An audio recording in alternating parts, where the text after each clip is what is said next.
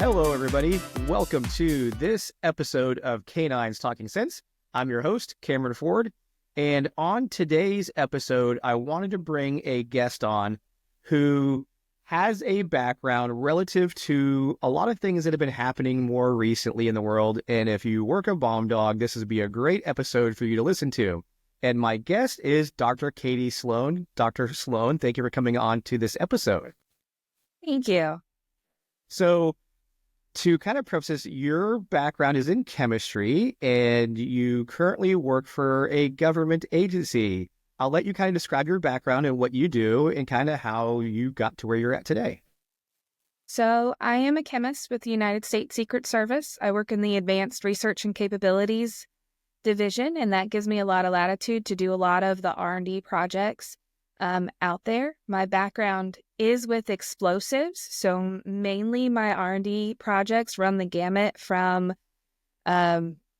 detectors, like anything you go through at a checkpoint. If you're going through a TSA checkpoint, so walk through metal detectors, the body imagers, which are AIT systems, x-rays, all the way up to canine. And now I'm sure you're wondering where that canine intro comes in, and that's because I actually did my dissertation under the direction of Ken Furton out of Florida International, and I spent 5 years of my life making alternative training aids for bomb dogs, so making up those mimics, and also the universal detector calibrant that some of you might have heard of.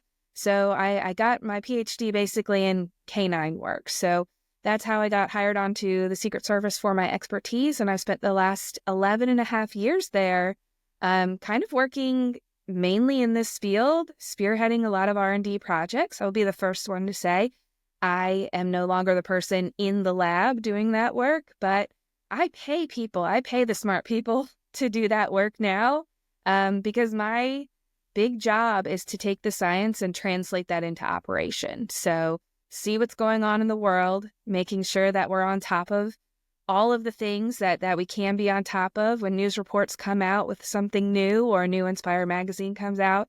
It's my job to figure out whether or not it's something we can find or a gap that we have to figure out and close that gap. And how are we going to do that? That is a very extensive range of work that you have to cover, of course, from the tech side to the dog side to all kinds of things like that and in between. And I know you also did research, and it was, for those who may follow the social media recently, one of the papers that you guys just completed has been published. And tell us a little bit about that. Let's start there first, the most recent publication that just came out. Tell us about it and what you guys learned from it and so forth. So, just a couple days ago, actually, we had the manipulation of odor availability for detection canine training came out in Frontiers, which is really exciting because a good bit of my job is taking the science and getting it to a digestible format for canine trainers and handlers. So this actually stems a lot because as a great part of my job, I get to do outreach with local departments, with the military and other people. I'm allowed to go and teach at locations. And there were a lot of questions that we were getting where lots of people have done research on things and they just don't maybe understand it or need that extra information to make sure that they can, understand what's going on, especially since you guys are smart, right? You've been doing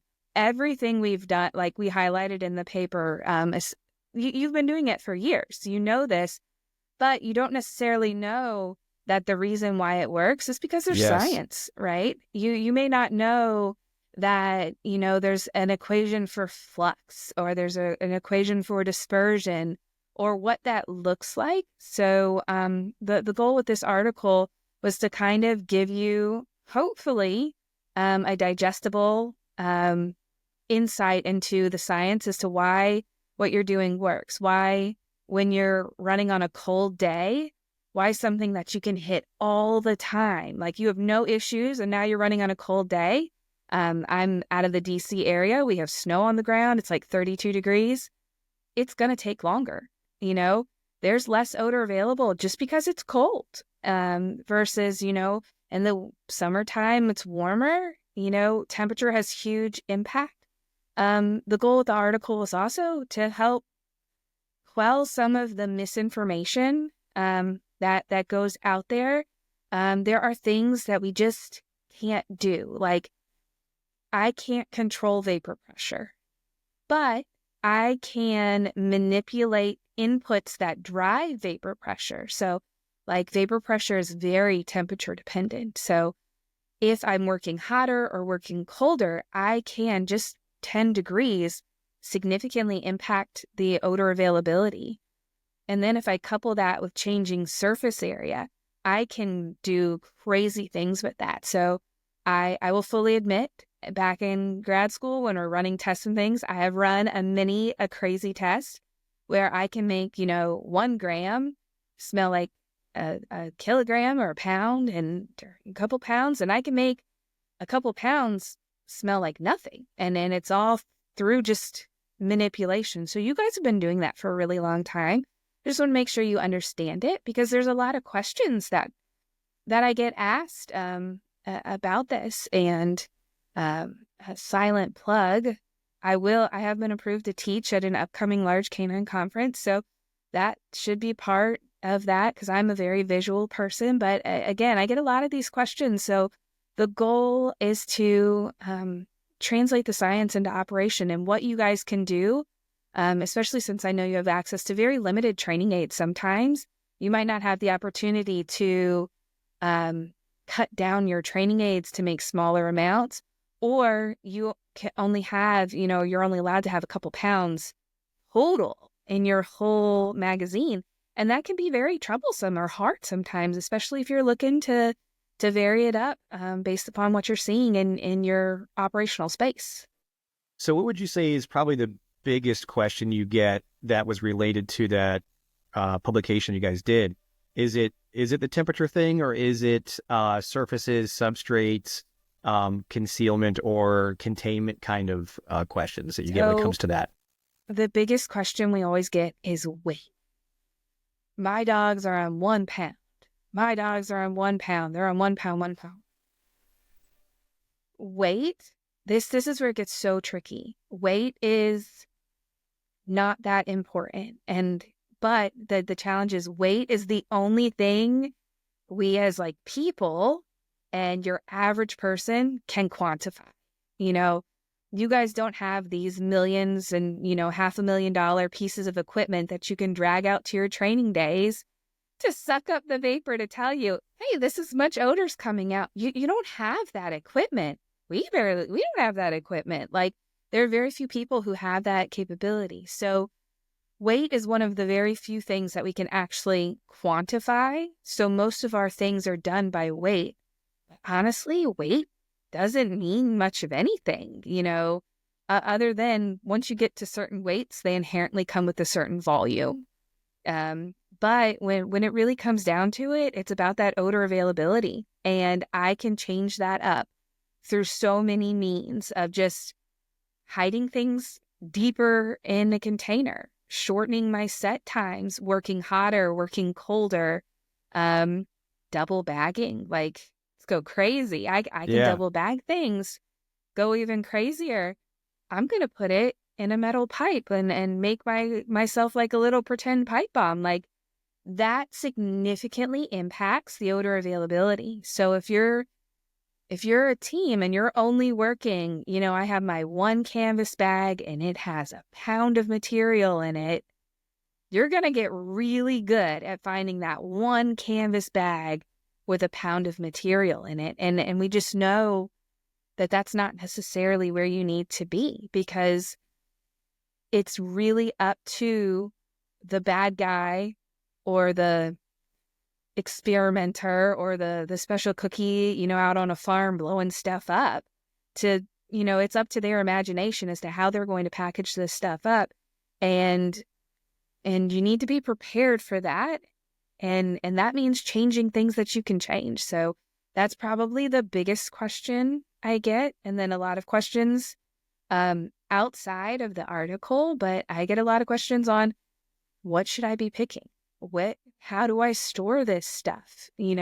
How do I get access? You're telling me that I need to be training up and down, the odor availability ladder, but I'm never going to get access to 100 pounds of material. What do I do?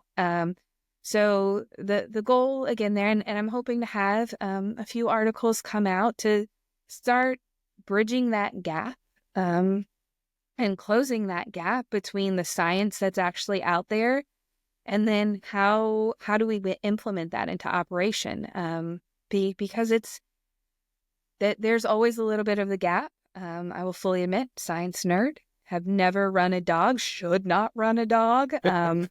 But sometimes we talk too high, that even the scientists don't understand what's Sure. going on.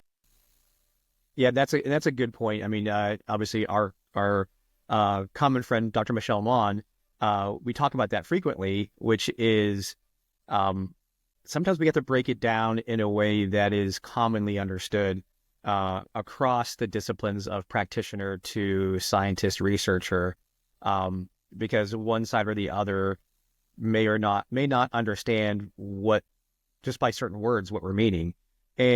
Or the bigger thing I see is a lot of times misuse of certain terminology. And in one circle, it means this, but in another circle, it means that. Now, I wanted to kind of circle back to the weight question, because that is so common. And like you said, the main reason for those who document using weight, it was the only way that we could also have accountability of what our training aids were and how, I pulled out 1 pound, I returned 1 pound, and I know what we got. And you can expand upon this. I've covered it a few times at different things, but it's always good to re-hit it. And that's surface area is what means the most to odor. Is that correct? And what should we consider about surface area? So when you have like an uncontained odor, surface area is really the most important thing. So, and we do have a great visual in the article. It is free, so go look that up. But we have some great visuals. I'll put it in this podcast. I'll put it away so I can find it. Perfect. And say we do have some visuals in there because a good bit of the question is that gets asked. So let's say you have I'm going to go back to my grad school days. I was making comps, so there are these square plastic baggies, right? If I put in that square plastic baggie, let's say it's a 1x1 square, because math sometimes it's hard, but 1x1 inch square. I have 2 sides to that square. That means I have 2 square inches of permeable space. If the bag is like dangling, if I put it on one side, I only have 1 square inch of permeable space in there, right? So it doesn't matter how much material I put in that bag. I only have but so much space that odor can come out of. So if you're using, let's say, the NARC bags or the duck cloth bags, there's only but so much surface area in there. So pretty much it doesn't matter how much material you put in there, and you can shake it out. That's your permeable area. So whether you put 1/2 pound or 1 pound, it all smells the same, because you kind of get a pseudo equilibrium inside the bag. So that means everything coming out is going to be standard. And that's kind of the basis for all training aids out there. So it's going to be the same. It's the same thing if you're running in like mason jars. If they all have the same opening on the top, I've done a lot of research with the TADs. So I have a good background with the TADs. If you can see material in the TAD or you cover the bottom, it doesn't matter how much material in there. Its permeation rate's the same, right? So the great thing about surface area is it's at least, for the most part, a linear relationship, which means that if I cut the surface area in half, I'm going to cut the odor availability in half. So that's a great relationship to have, which means that, hey, if I want to restrict this down and I don't have that means, I'm going to go and get myself a paint can and I'm going to punch a hole in that paint can. So it doesn't matter what my initial source is, as long as it's pumping out odor, I have now reduced that surface area to whatever that punched hole is in that paint can, right? So it really is important. Now, it does play in because there is dispersion and flux characteristics and all of those things that you have to play with, and where you're getting pseudo equilibriums, because let's be honest, we're never hitting equilibrium in reality. I know Bill McCrean from NIST, he did some research on this. He tested, I think it was like TNT or DNT. He gave up after like a month because it still hadn't hit equilibrium yet. Like we're And just for those, rarely hitting equilibrium. so explain what that is. So just for the viewers and listeners who don't know what you mean by equilibrium, give us an explanation of what that goal or what we're looking for is when we say that. Okay, so equilibrium happens when the material you're starting with, so like a solid or a liquid, is in flux. So it's the same amount of odor coming out is coming, which means that the concentration in the headspace is saturated. So it cannot get any higher. There is as much as that can be in there as possible. And that's actually dictated by the vapor pressure of the material that you're looking at. So the maximum concentrations you can ever see in the air are dictated by vapor pressure of the materials you're looking at equilibrium conditions. In order to achieve equilibrium conditions, you have to be in a closed container. And that's because as soon as you open it up to the air, it flitters away, which is great for dog teams because Yes. we're catching that. That's the odor plume, the scent cone, the whatever you want to call it. That's what we're catching. That's what y'all are catching. Yeah. That's what the teams are catching. So that's a good thing. But equilibrium can only happen in a closed vessel. And that equilibrium means the same amount is going out into the environment that is coming back to the material, because you can think of it like a sweating glass. When you have a glass, it's a hot day. It goes out, the water vapor goes out into the environment, and then it will also condense back. That's kind of what we're talking about. The glass and water isn't the best example, but kind of the best visual I can give you for like an equilibrium. Another one is a stadium or a bar. So the bar has a capacity of 200 people, right? So equilibrium says that for every 5 people that leave the bar, 5 people get to go back in from the line.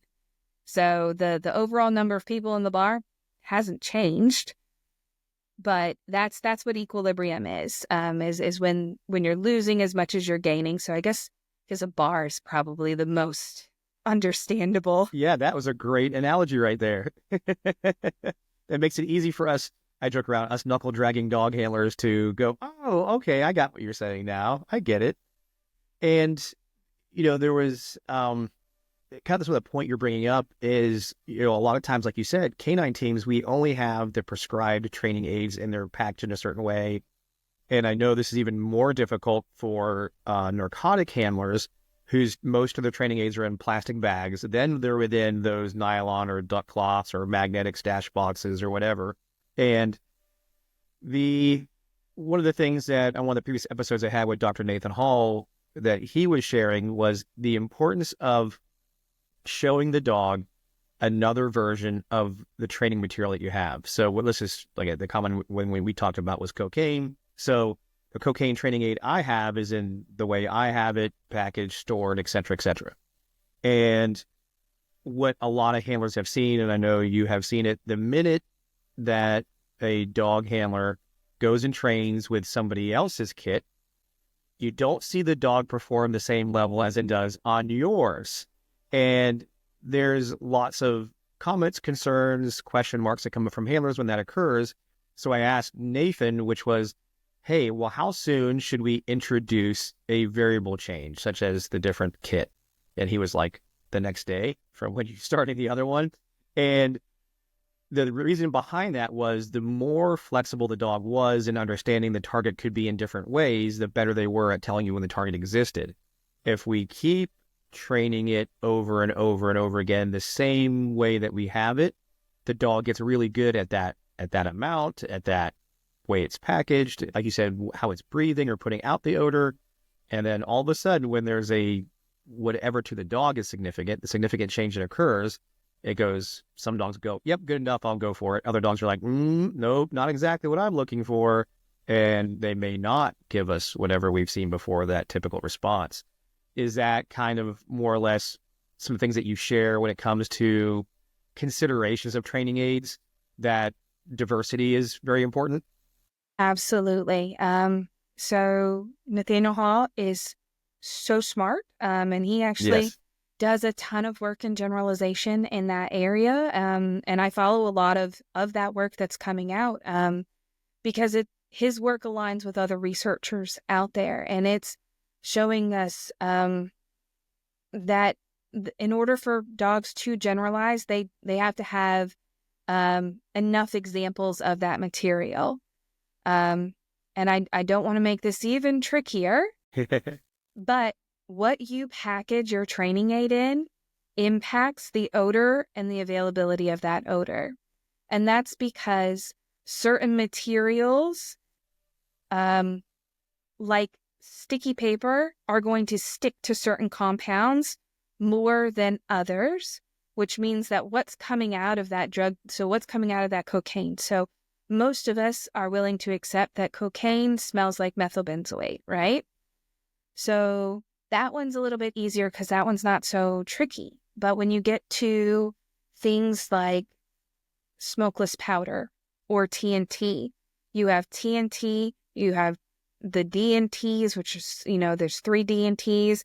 You have all kinds of other things that are coming out with it. And what happens is vapor pressure plays a role, but it's kind of each is the piece of the pie. So DNTs have a much higher vapor pressure than TNT. That means more DNT wants to get away than TNT from the solid, right? So if you put, let's say, a plastic bag, and that's what you're packaging your training aid material in, and if you pick that plastic knowingly or unknowingly, and it is really sticky, it really likes to collect DNT, you can change what your training aid smells like. You can change it, and you can make it can be so much harder, because now dogs that were exposed to, initial training, it's easy, right? You guys, you're conditioning the dog odor, sit, reward, right? Odor, sit, reward. So you're conditioning them to that stimulus of odor, sit, reward. And if the dogs are saying, hey, I know TNT because every time I've seen it before is DNT is way up here, and I smell a little bit of this. And now all of a sudden you're flip-flopping. Some dogs can make that jump, and some dogs just can't. So the best way to kind of remedy that and get to a really good generalization, and there's a fantastic generalization paper out there. It's generalization, and it's a bell curve, is to give them more examples of things. And giving them more examples of things actually means changing up that packaging. It means going to other organizations. Like, the best advice I can give anybody, because I know budgets are limited, I know space is limited, the best advice I give everybody, you need to partner with other people, because they're going to put their training aids out differently. They're going to store their training aids differently. They probably got a different batch of drugs or explosives or whatever they're getting. And that gives you the ability to widen your bell curve to get a better generalization picture. Because what it comes down to, and if you haven't seen Nathan speak or teach, you should. He's really good. But it gives you that good idea of the dogs can start to do the this, not that, this, not that. Can I tell you exactly what they're choosing for their this, not that to make that generalization question? No, I can't. And if anybody tells you that they can or they know what it is, I would question them Yeah. politely, Yeah. because we just don't know. The hardest thing about dogs is they are a living and breathing and thinking animal. And just like I am a living and breathing thinking animal, and you are a living and breathing thinking animal, what I think of when I identify apple pie is going to be different than what you think of. That's how you recognize apple pie. If you're recognizing cinnamon, but I'm recognizing apples, if I'm making cinnamon rolls, you might roll into my house thinking, "Woo, it's apple pie," right? And that's not what we were going for. I'm going for apple pie. I need you to go after the apples. But if I'm on apples and you want me to find apples, whether they have cinnamon or they're applesauced or they're Fuji and fresh sitting on the counter, I can find apples because I chose apples. So that's kind of how we can drive the dogs into better generalization, because if we give them enough examples and you reward them, so you're conditioning them to know that, hey, I'm looking for these things. This is what I was initially trained on, but I can go just a little bit outside that and it still works. And then you bound that for the what is too far outside. So like, for example, peroxide explosives. That's an easy example because they have peroxide in them. Now, do you want your dog finding hydrogen peroxide? No. No, you don't, because everybody has hydrogen peroxide. I'm not really a betting person, but I'd hazard a guess that most households have hydrogen peroxide. So we don't want the dogs on hydrogen peroxide, but we do want them to find TATP, HMTD, and things like that. So it's that delicate balance of trying to open up generalization so the dogs get enough examples to know, hey, this, not that, this, not that, and where those kind of bounds are, to broaden that generalization. And another really, really important thing that comes into this is blanks and controls. And, Yes. and here's what I'm going to throw out. So I do a lot of work on standards. I have, I'm going to call it ghostwritten. I have ghostwritten a bunch of these standards. And what does that mean? That means that I, fortunately or unfortunately, have figured out how to write a standard with a should or a shall. So then I listen to you guys, because all of the people making these standards, huge group, really heavy on the standards writing, with practitioners, with people doing this, trainers, handlers, you know your deal, right? But you're not great at writing a standard, because what comes in is like, I need 10 boxes, 2 are hot.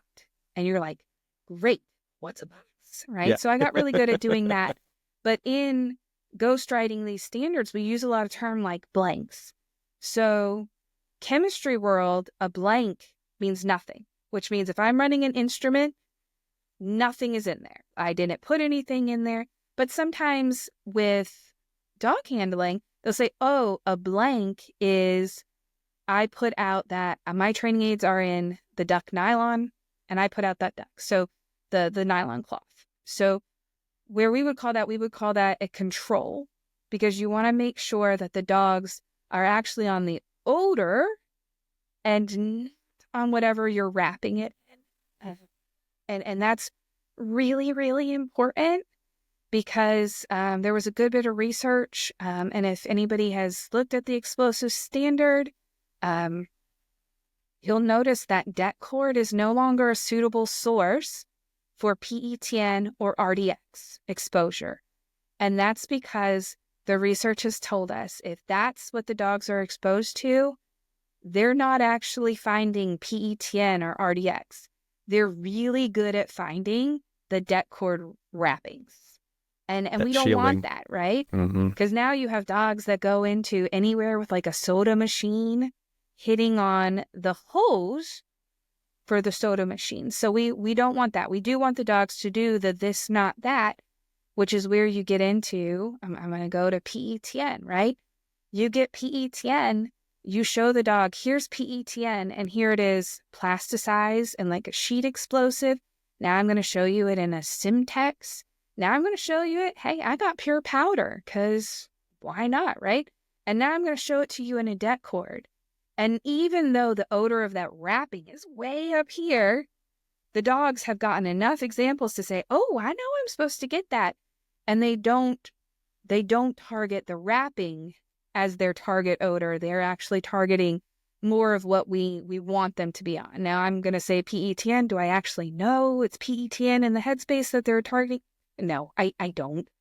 But we hope so, at least. Sure. We're giving them enough examples to say, hey, I want that PETN, which is hard because generalization is tough, and it doesn't always go both ways. And that's why in lots of these standards, we actually had to make changes because people using det cord as their RDX or their PETN sources, if you were to go out and you were to put out C4 or a plastic explosive, they're not going to find it. And that's because the dog's generalized, in a lot of trouble, especially with Michelle Mon. She's like, don't anthropomorphize the dogs.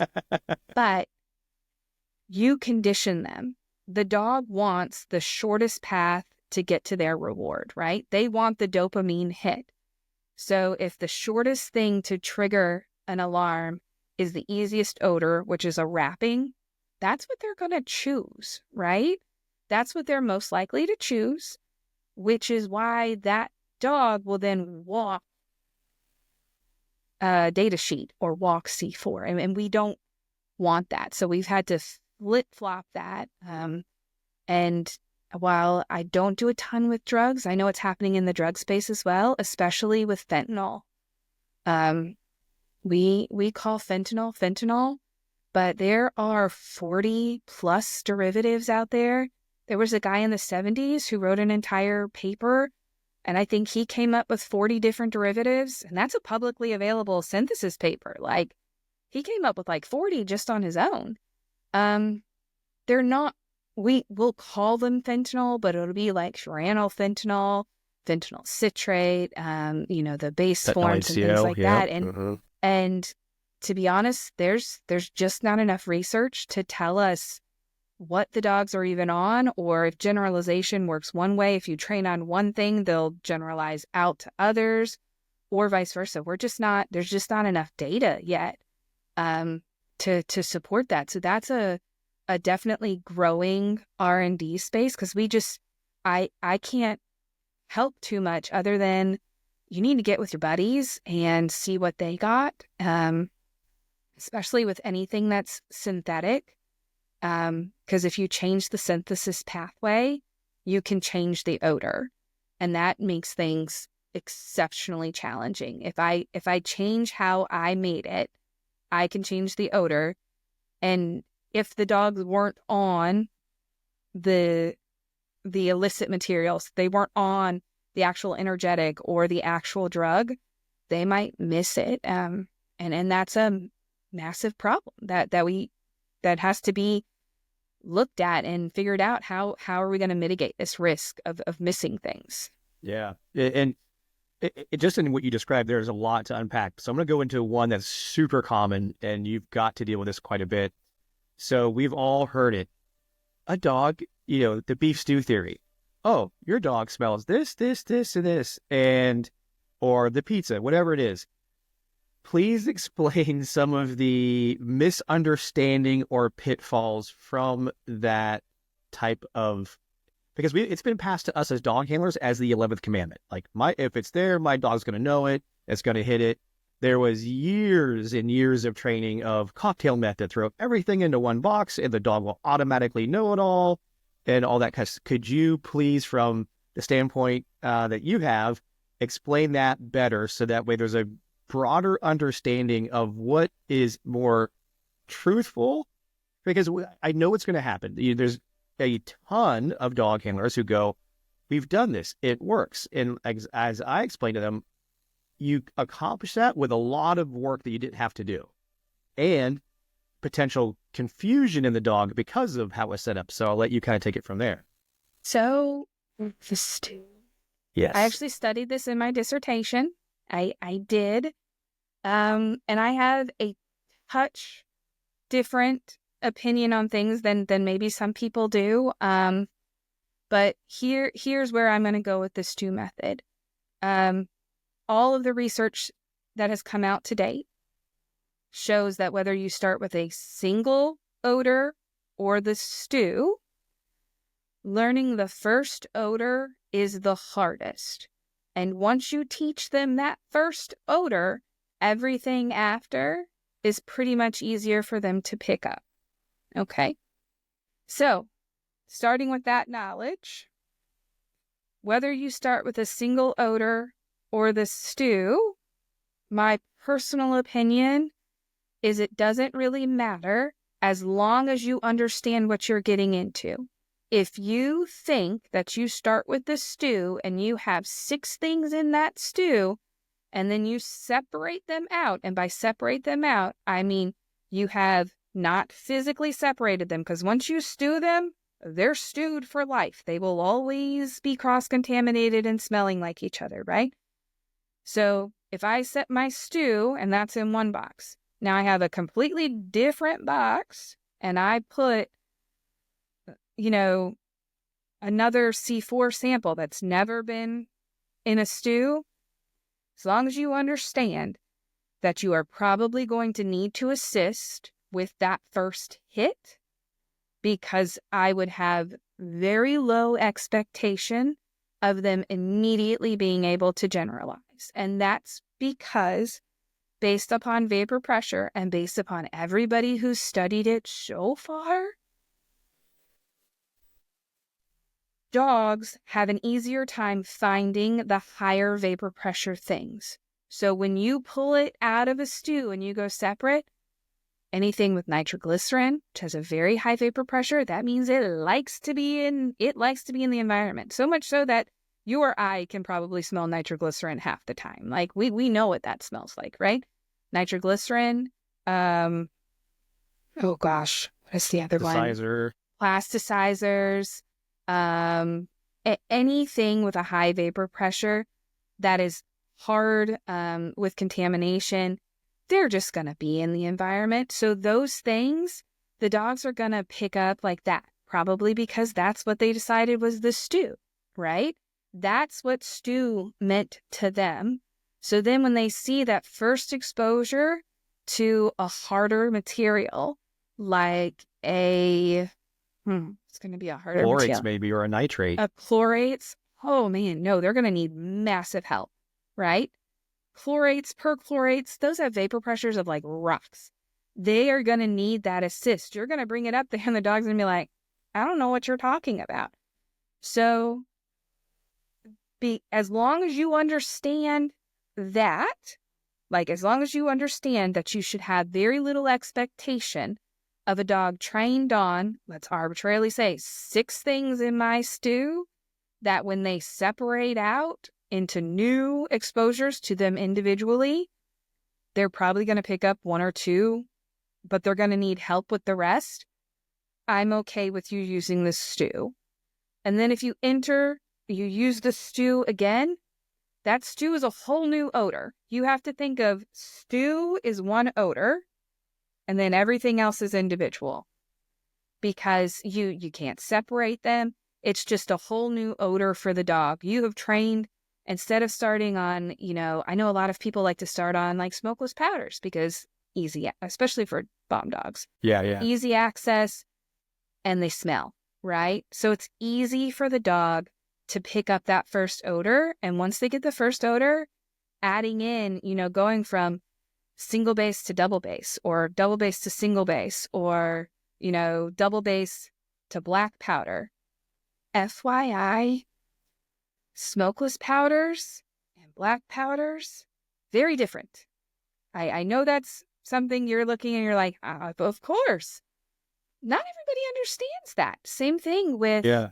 Because they just call it gunpowder, and they put the two together. Yeah, and same thing with black powder substitutes. Different. They're whole different ball games. So if you have that expectation of, I trained my dog on smokeless powder and you think they're going to cross to black powder, they're very different, They're very different things, and you got to take a step back. They may be able to pick the odor up, easy because they're both smelly. And probably at this point, you haven't done a lot of discrimination training. You haven't done a lot of this, not that yet. So now, in my experience with this, and again, watching other people, I don't do this for a living, but when they were going through those initial training courses, like they start with something stinky, they move to something adjacent to that material. So they started with a smokeless powder, then they would go to like a black powder, right? So something adjacent. And because they had never been pulled off like popcorn or motor oil or something like that, they're like, "Ooh, the stinkiest stuff, sit," and then they start to build that, right? So how you do your training is totally up to you. I know some people do discrimination training maybe a little bit sooner than the people I've been exposed to. But again,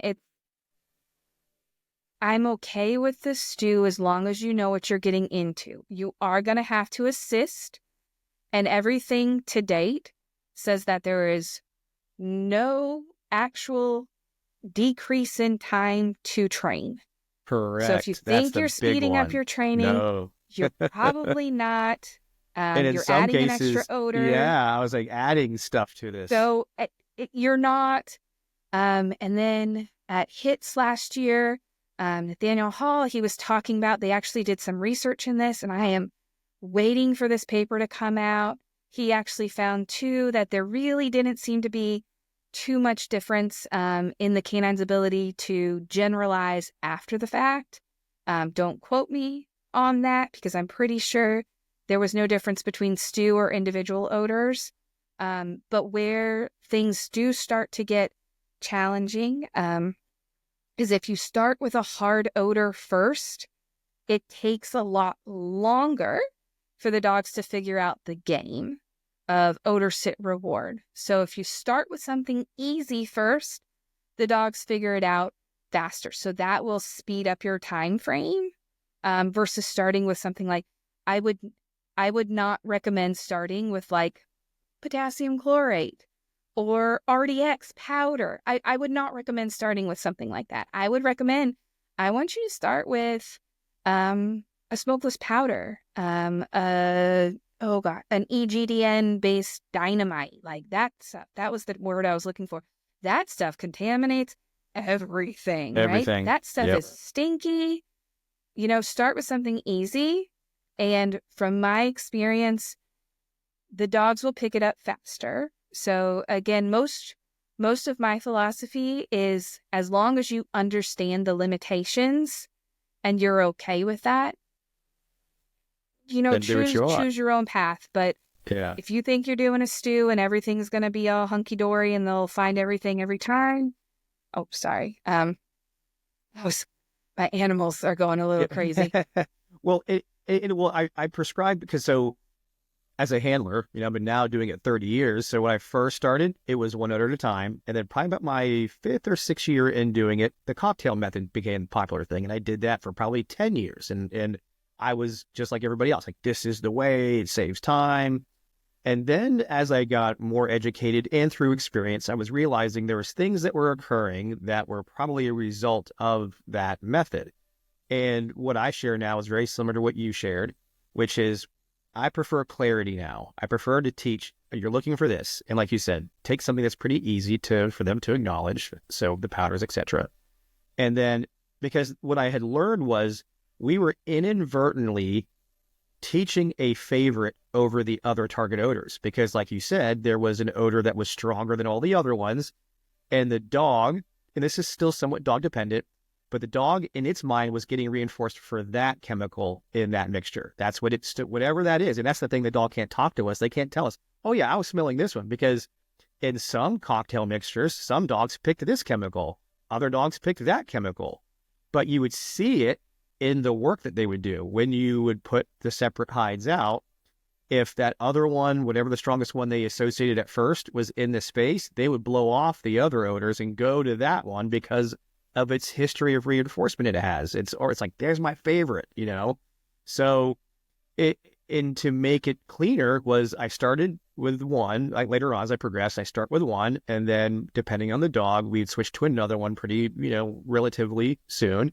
and then move on through and exactly like you said. Once you've taught the ABCs, as I add a new letter each time to eventually get to a word and teach vocabulary and make it more complicated, it was easier to do. When I inadvertently, like you said, created confusion or preference to something, I had to work my way through that some way or another. There was a price to pay later on because of that. And like you said, there's all the history of all the people say that it'll work. And like you said, both you and I will agree, we don't say it doesn't work. We're just saying there's things that come along with it that you have to be aware of, or you should be aware of. And that way you can get yourself through those things. Now, to kind of piggyback onto this, another controversial topic in our dog world, and you've brought it up a couple of times, understand, well, now that we actually have, besides having what the industry refers to as real odor, the actual substances, we now have odor soaks, which is now the odor of whatever X attached to a substrate. And then, but before that, all we had was the real version or synthetic version. And in the synthetic world, as we've kind of learned, is depending on the manufacturer, that can change quite a bit. Each one kind of had their own secret sauce and pros and cons to it. Just talk to us a little bit about synthetics and what to be aware of when it comes to using the synthetics. Like I said, it's changed a lot over the past, I would say the past 2 or 3 years, with soaps becoming more prevalent and honestly cheaper and easier to obtain. So it's dying off. The synthetic side of thing is going down. But with that said, it's still really prevalent. And there's also a misconception that soaks are synthetics. People get that confused all the time. So I'll let you kind of take us down this synthetic road. So first, I'm going to start with terminology because words matter. So we, the standards groups, again, I work a lot on standards, and there's alternative training aids. If you like standards, read it. It's coming out for public comment soon. It might even have gone out, but it's going to go out for public comment again. But the term that we're going for is alternative training aids. So anything in its native form. So if I bought a smokeless powder, so in my state, I can go to Walmart, I can buy smokeless powder. If I take that smokeless powder and I put it into my primary container, so primary containment is whatever encloses the material, right? So I put it into my Ziploc bag. That is, everybody would agree, that's true odor. That's the real stuff. It's actually very hard to define that term, but Right? that's the real stuff. That's the Yeah. native material, right? So then we have our alternative training aids. So alternative training aids can be first what we would call the sorption aids. So those are typically what you would call an odor soap. So that means the sorption training aid is I have my smokeless powder that I bought from Walmart, and now I'm going to put something in the headspace. So in the air above the training aid in a closed container, so it can suck up.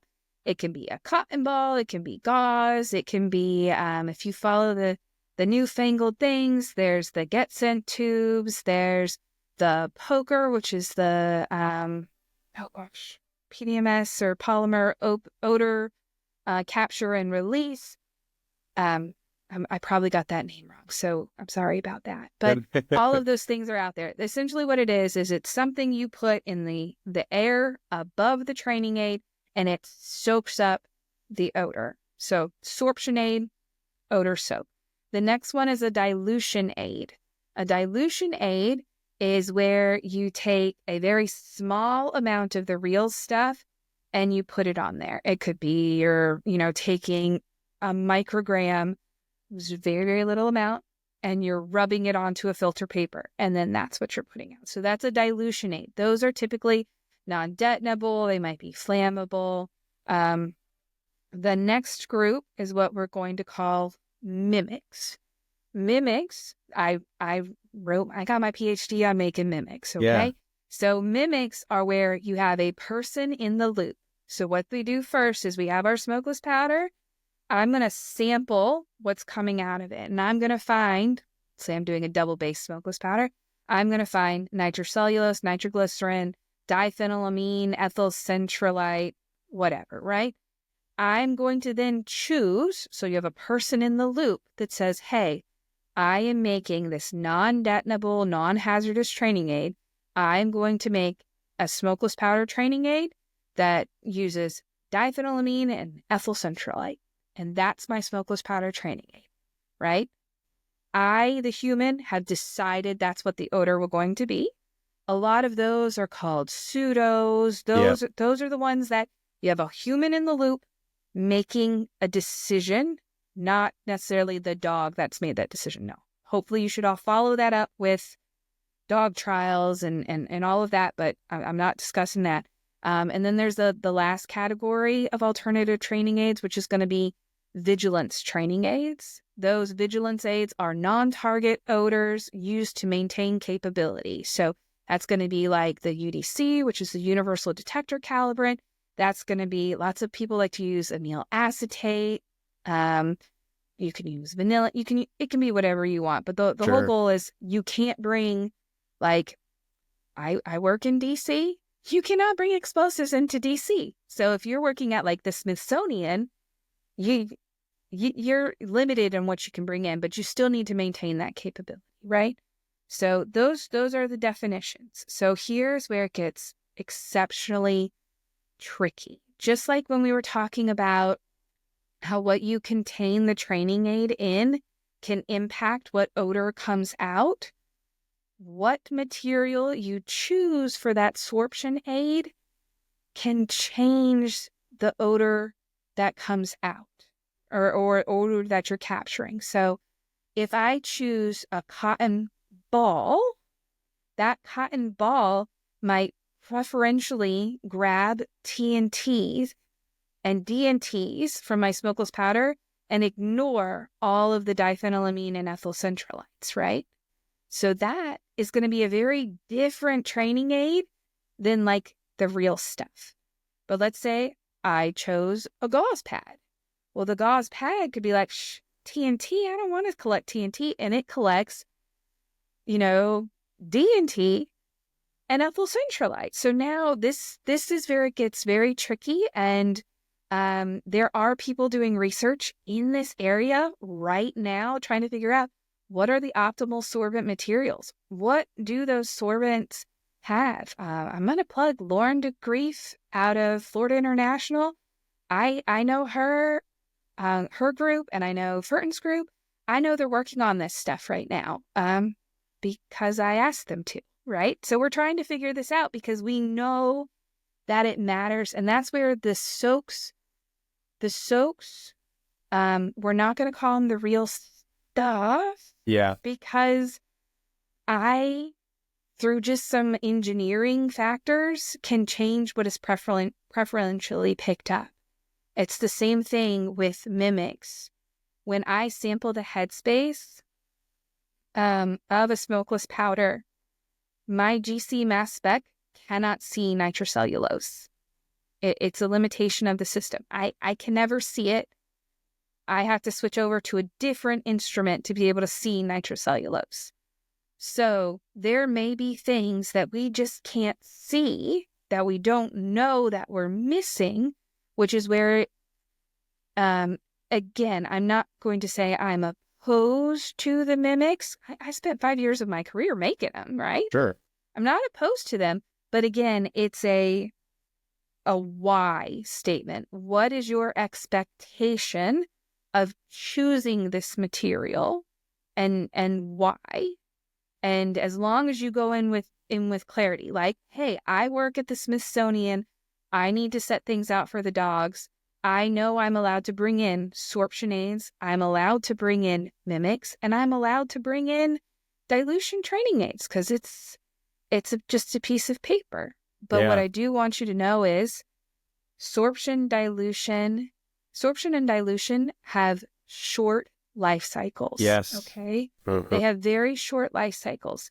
And that's going to be training aid specific. Some of them will last a little bit longer than others. If you look way back in the day when TATP was huge hubbub, right? You had people soaking cotton balls, right? Those cotton balls only lasted 30 minutes. So you need to be really cognizant of what's going on because you might have inadvertently created a dog that is really good at finding filter paper or cotton Yes. balls. Yes. And it's the same thing that goes with the sorption aids. We have not figured out a way to turn off the odor capture. And that means as soon as Yeah. you take that training aid out into the environment, it is going to immediately start giving off odor, but it's also going to start collecting environmental odor. So now what started as my smokeless powder training aid, and I hid it in a trash can, is now going to be smokeless powder and trash can odor. So now you have these training aids. So from my perspective, the sorption training aids are kind of single use, Yeah. Hmm. which can be very pricey. But again, it's I'm a big proponent of knowing what it is and then the limitations of that material, because not everybody has the ability or the access to certain things. And if the best access you can get to, let's say a TATP training aid is a dilution aid or sorption aid, that is better than nothing, Yeah, I right? totally agree. That's As where the long as you fentanyl, understand it. yeah, that's where the fentanyl part comes in. And you're bringing up some great points about the absorption aids, because you can go to a manufacturer whose whole job is to know how to do that, and you get a much better, I don't know what the right word is, but a better control of that substance. Like, we know what this is, we did it for this long, and it's been stored this way. The versus the user doing, like you said, I'm just gonna grab a handful of cotton balls, boom, throw them into here, and it all should work. And like you said, there's pros and cons you're gonna get with that. And the questions I've received when because fentanyl is the biggest one right now in the drug dog world, especially like TATP was in the bomb dog world.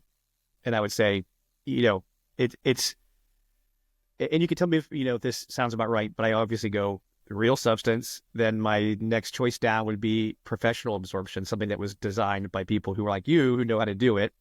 And then the next level down would be, like you said, the dilution. And then after that, mimics, because like you said, I'd rather have something. And even if that, in this case, a mimic, may not actually mimic what I'm looking for, but it still accomplishes a goal, which is, hey, you're searching, you're doing something, and you're finding something.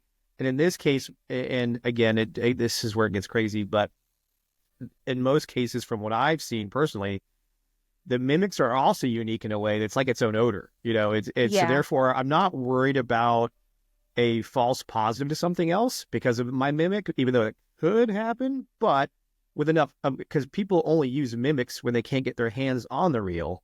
So in most cases, the dog has been exposed to the real, but it's just something to be aware of. So that's kind of how I classify it, as I go actual substance, then absorption through professional means, and then absorption through user means, but the risk significantly goes up at that point.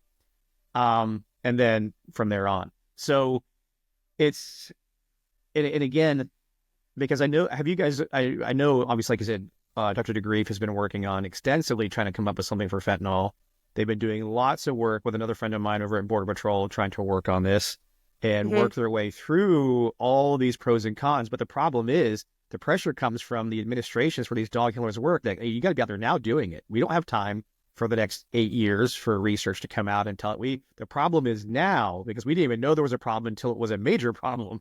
So and it's Yeah. kind of, it leads me back into the next part of the conversation, which is this HME aspect of the bomb dog world. Because, so I'll go this way first. So what first put the red flag up more recently was the episode with Sarah Adams on Sean Ryan's show, where she brought up some of the ISIS intel and Al Qaeda, where they were talking about, hey, we've now come up with an explosive that the dogs won't find. And the way she explained it, which made the most sense, is probably chemicals that dogs have been exposed to, or in a way. After getting further information, it also includes how it's packaged. Back to what you said earlier, education has increased to a level where potentially individuals have been trained on how to properly seal things so odor may not get out.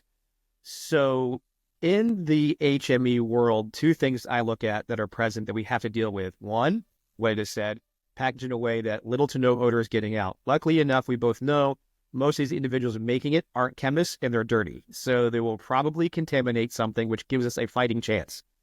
Second part of that question is, with HMEs, and you said it earlier, these things are only limited by the person's imagination and the concoction that they can put up based on availability, skill, and resources they have.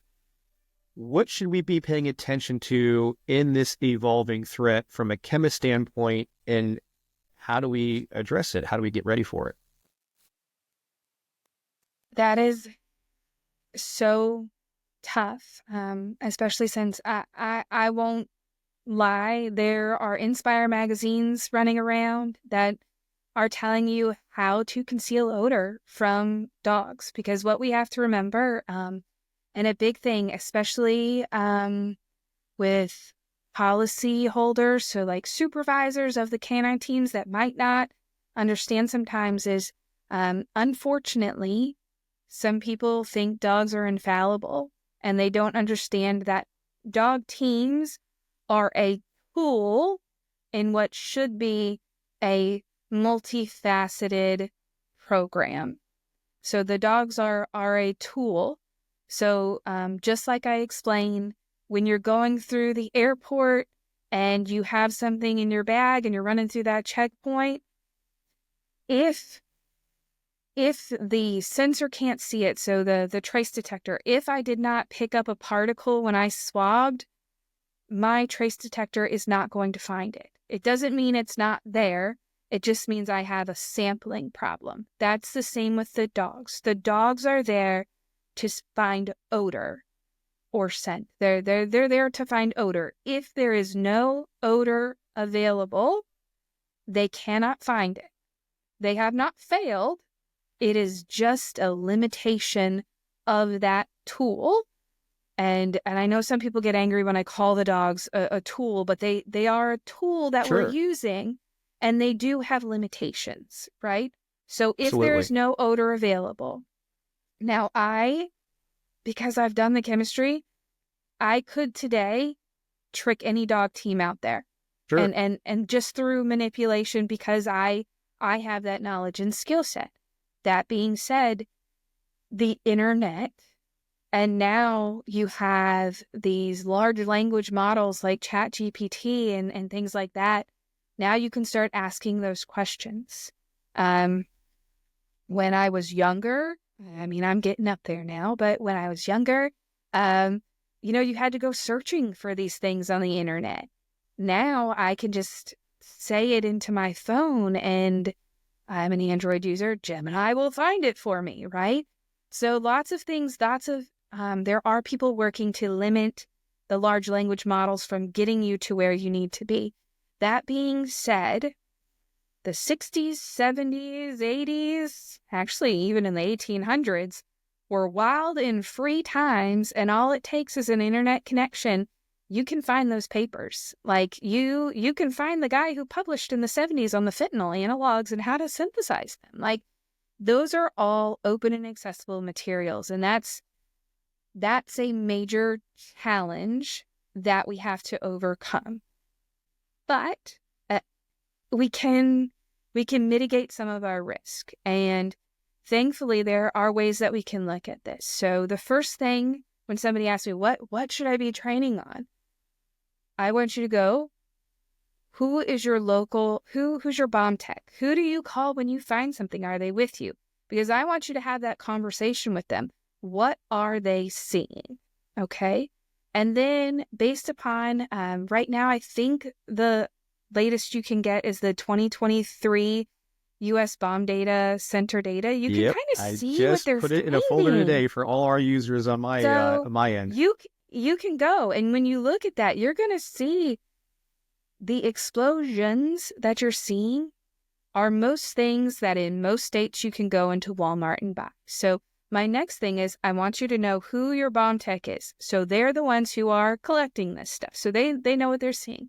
I also want you to go, who is your local SABT? So your FBI Special Agent Bomb Technician.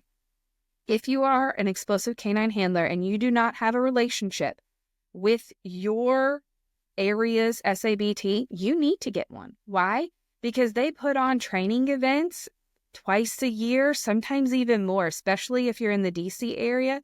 They put on training events. They will put out everything they have, which is a lot of things you will not get routine access to. They're going Nope. to put out TATP, HMTD. They're going to see if something's new, they're going to put it out, and you'll have the opportunity to train on that. So you need to know who your local SABT is, because that is going to give you access to things you wouldn't routinely get access to. And then my next step is, depending upon your state, I want you to go into Walmart. I want you to go into your Dick's, your Green Top, your whatever store it is that sells smokeless powder, that sells exploding targets. I want you to see what is on those shelves, because yes, there is internet access to everything, but thankfully people are lazy. Yes. and they're not looking to synthesize things. And the bomb data center reports, they support that statement, because most of what you're seeing is pyrotechnics. You're seeing Yes. pyrotechnics, which are fireworks. You're seeing propellants. Propellants are smokeless powders, black powder substitutes, black powders. That's a good bit of what you're seeing. And then in a good bit of the way they're concealing it is in cardboard wrappings, PVC, and metal, right? So that's what the bomb data center reports are telling us. So that's good news, because it means that the majority of our risk, I'm sorry, I talked with my hands, but the majority of our risk is going to be clustered right here with things you can get access to. So if you go to your Walmart and you're seeing what kind of smokeless powders are available, and you're seeing, hey, exploding targets, legal in my state. So you're going to see what people, that is also what your nefarious people are going to have access to.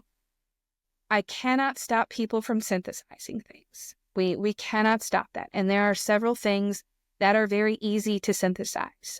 If you have ever had the ability to listen to Dr. Kirk Yeager speak, he is a senior scientist at the FBI, phenomenal speaker. He'll talk about what's old is new.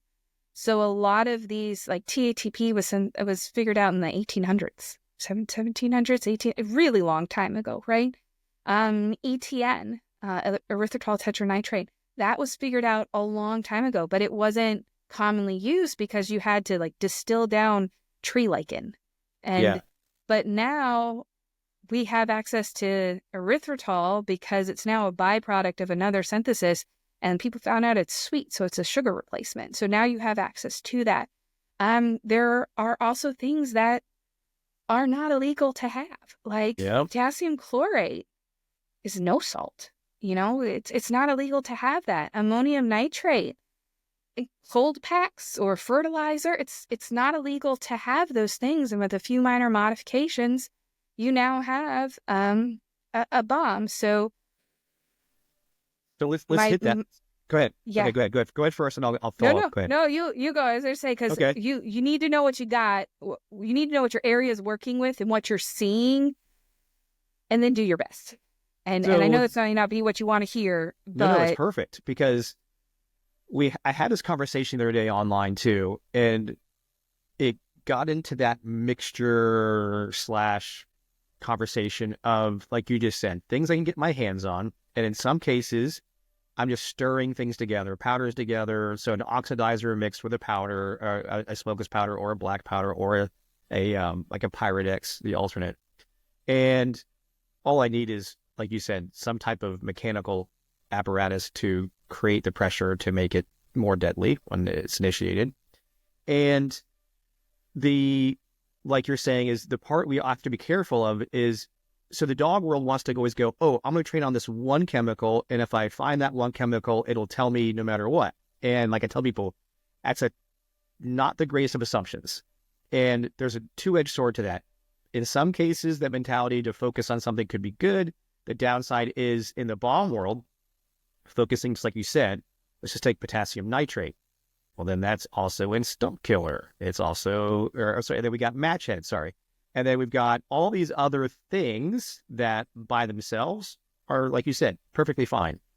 So if we get too focused on a chemical, we have the risk of false positives. Now, in the law enforcement world, where they have resources usually available or assets right there, they have command and control, they can shut down things.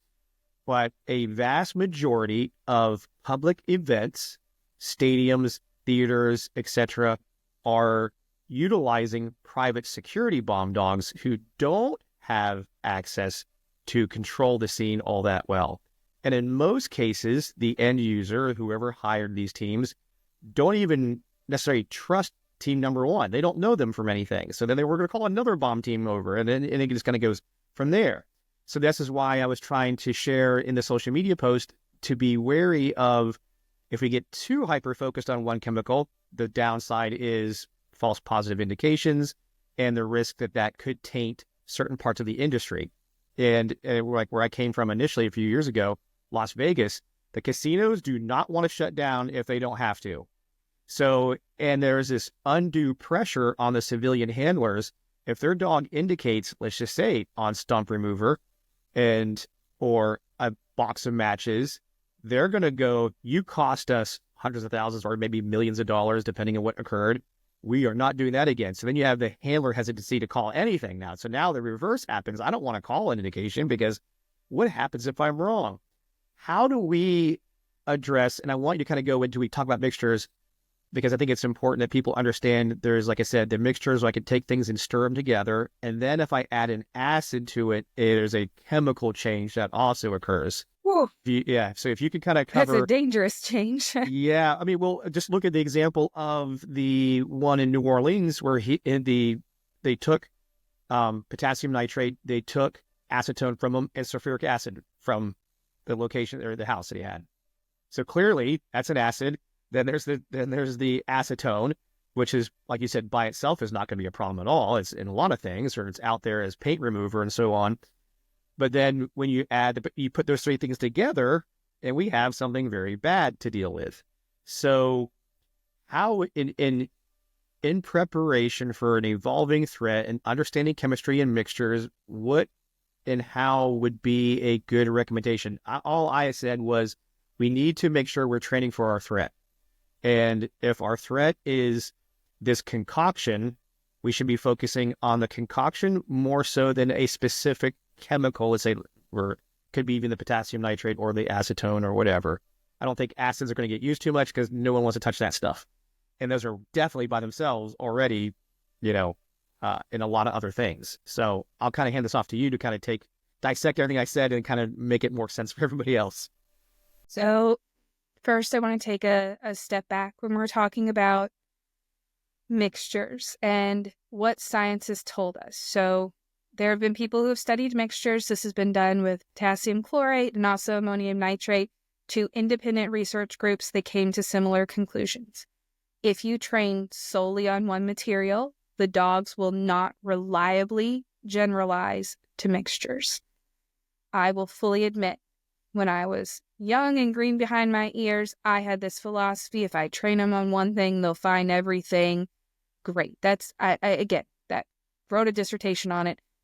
It's not true, right? So we know this. So if you are solely training on one material and expecting generalization to mixtures, you are most likely overestimating your capability.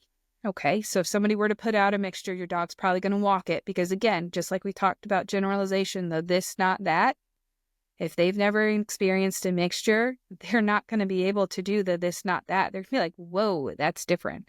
Nathan Hall did some research on it. It turns out the differences of things can really make an impact on the dog's ability to generalize. So just that first step back with the science. 2 independent groups, independent materials, similar conclusion. That's pretty solid science right there, okay? That being said, and if we need to get to the this, not that, generalization with mixtures, especially the FOX mixture, so the fuel oxidizer mixtures, typically what people target is the oxidizer, right? Because those are materials you're not going to encounter. The fuels are anything with a hydrogen, carbon, nitrogen, oxygen backbone, which is almost everything in the Yeah. world, right? Yep. So it can be, the fuel can be anything they have access to, a lot of the Trimethane, diesel. Yeah. a lot of Inspire magazines will use black seed. It's not really common over here, but it's common over there, right? So with that information, I'm also going to say lots of times when you mix things together, when you're training, make your own Fox mixture, you've now made something slightly more dangerous. So you're already doing dangerous work. Like inherently, bomb dogs training is dangerous, right? I'm a big proponent of let's not make this any more hazardous than it has to be, right?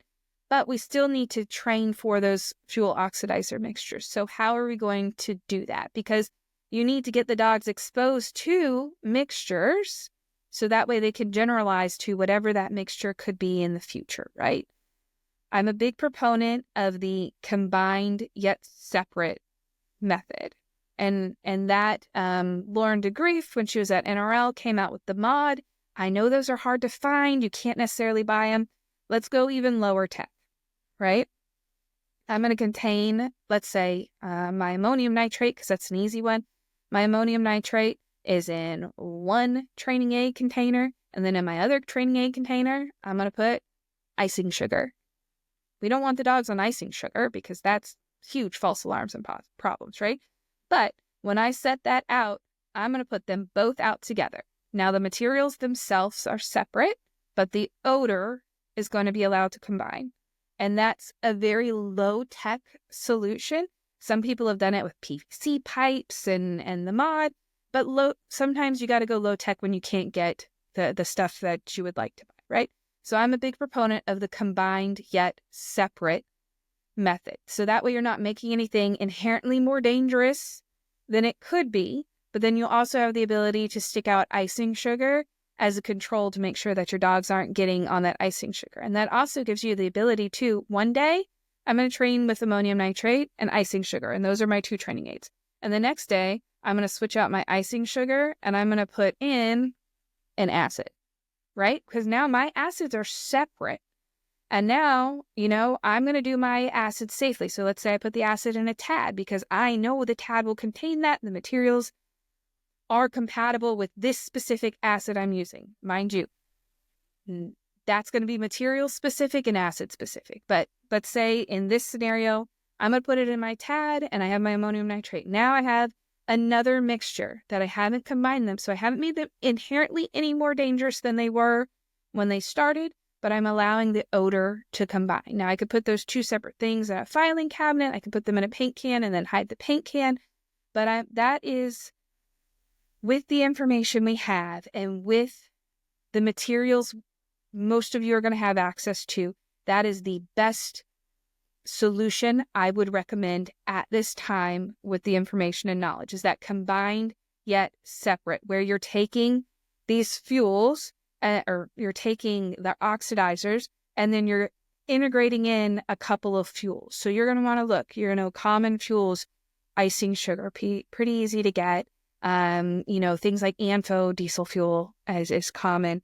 ANFO, honestly, you can go get ANFO. So that is a fuel oxidizer mixture. You don't really have to do combined yet separate, but acids, aluminum powder doesn't, that's a crazy one. But again, if you can start that combined yet separate process, now you have just you have an inventory of fuels and an inventory of oxidizers, and then you can hope, because we haven't had enough research on it, right now I have to say you can hope that you're going to build in some generalization as well. Same thing, that doesn't mean you stop training on just ammonium nitrate or just potassium chlorate.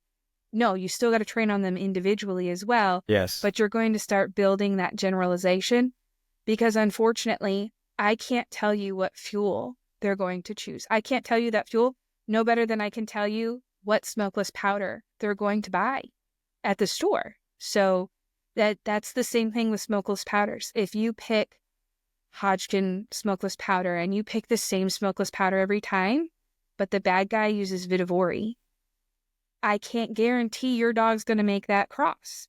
Yeah. right? There's one I, that I I was taught can't, by an ATF person, Shocky's Gold.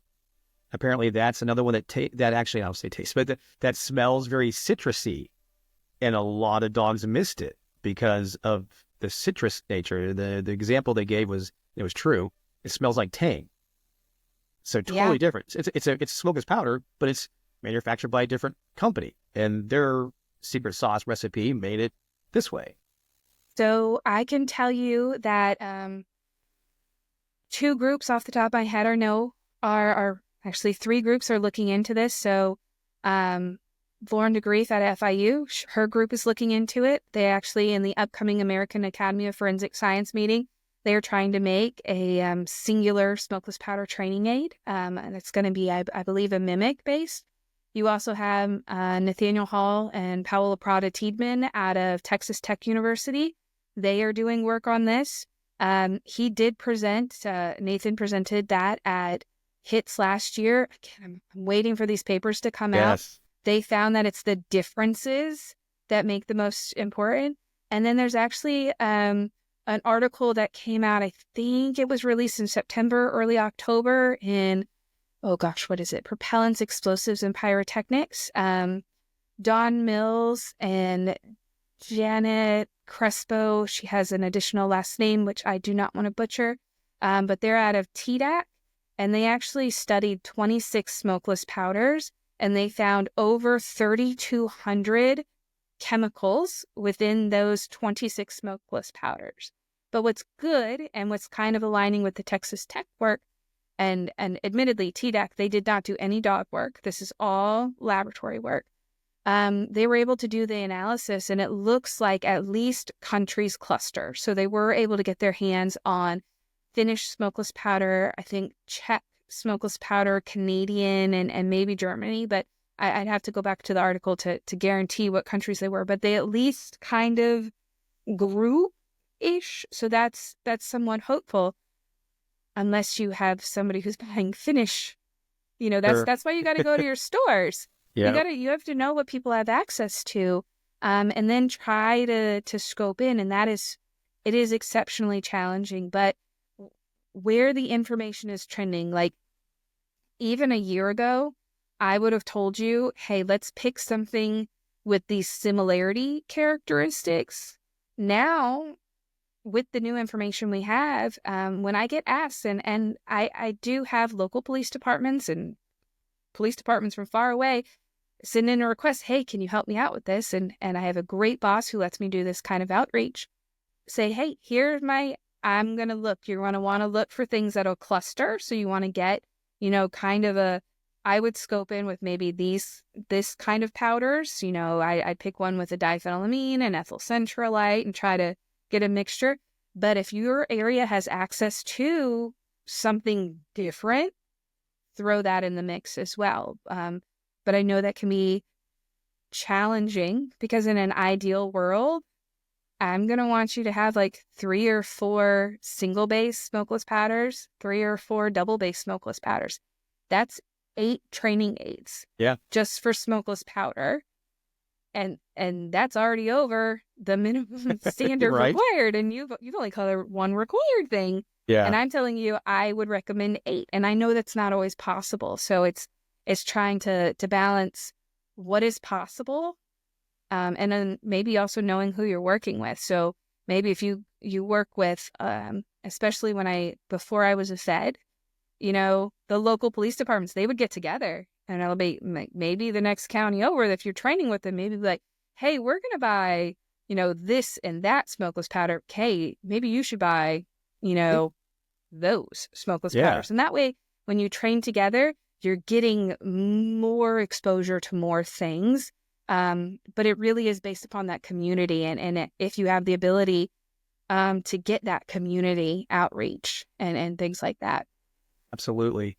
And to kind of finalize and put a bow on this, because we covered a lot of information, so there's a lot of things I think some people's heads will be swimming at the end of this. Just give us, like I said, in a little package, as a dog handler, what would you, like, your recommended ways of being prepared? Give us like an overall view, like from your point of view, if you follow this general guideline, you're on the right track.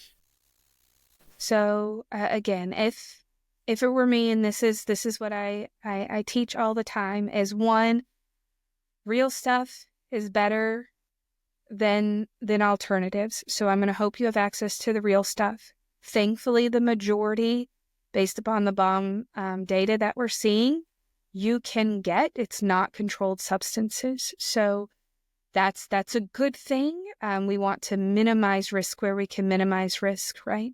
So the first thing is I want you to get tied in to your local bomb techs. I want you to have discussions with them so you know what they're seeing. You know that I grew up on a farm. I'm not going to lie. We were making our own things as young and dumb kids, right? Yep. Our own special stump removers, right?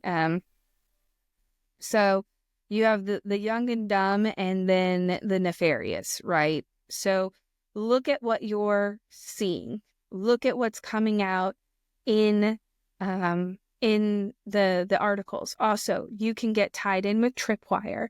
You can get access to the reports. They come out with weekly or monthly reports. You can see NETF. Most people can get access. There are a ton of intel reporting sites that if you have any nexus to a government agency, you're allowed to get access to those unclassified reports to see what's going on in your area.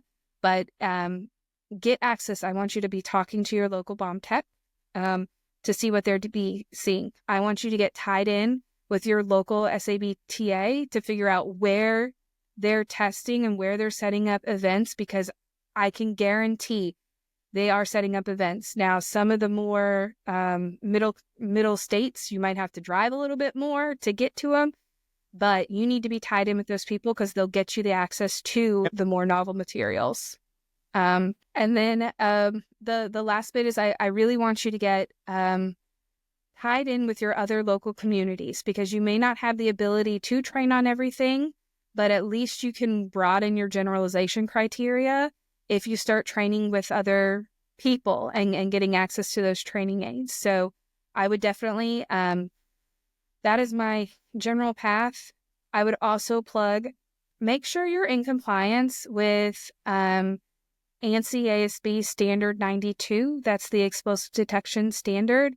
It's 6 mandatory explosives, and then everything else is a free-for-all. I will not necessarily free-for-all, but define based upon your location.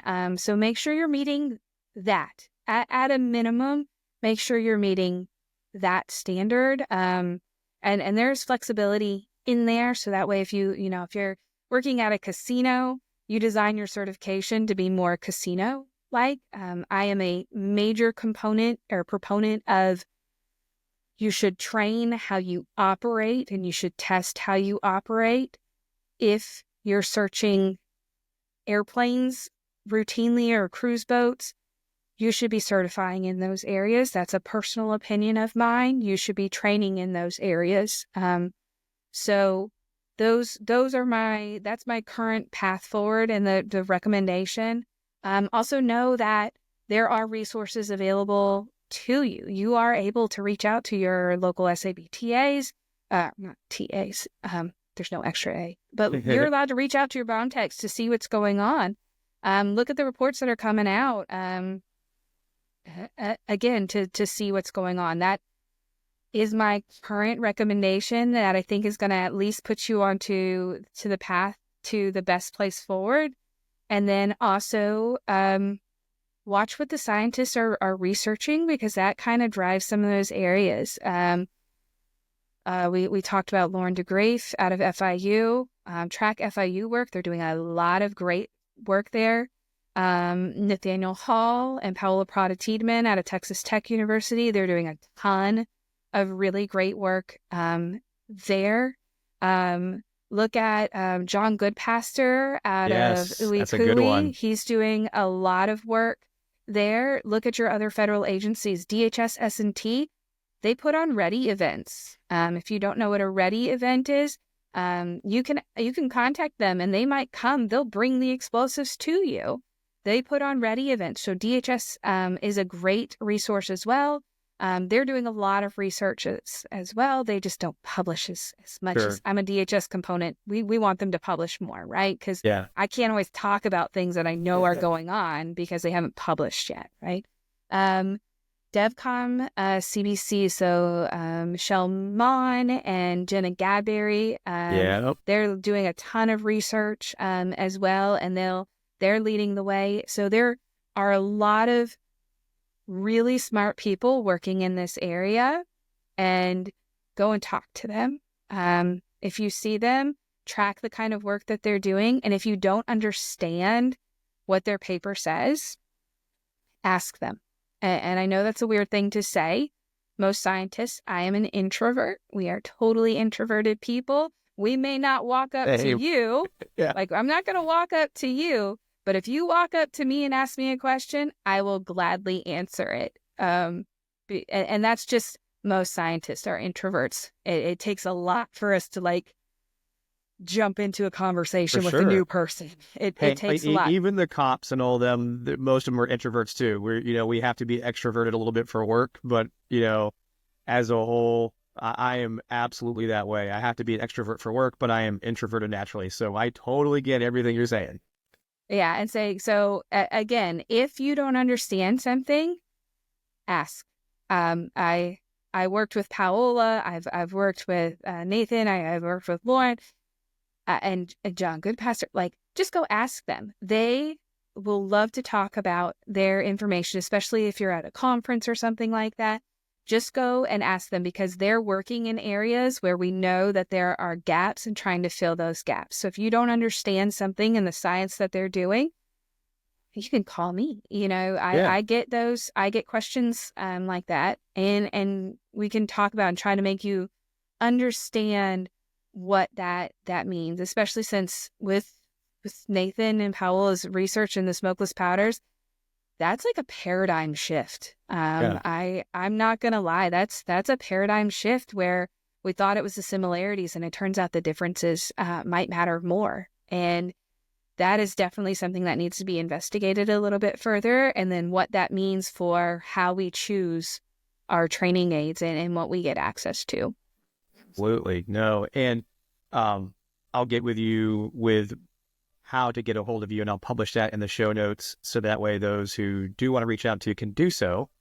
And then if you're up for it at some point, again, we'll coordinate it more offline, but maybe even I'm happy to have, because I'm sure you probably do presentations quite a bit.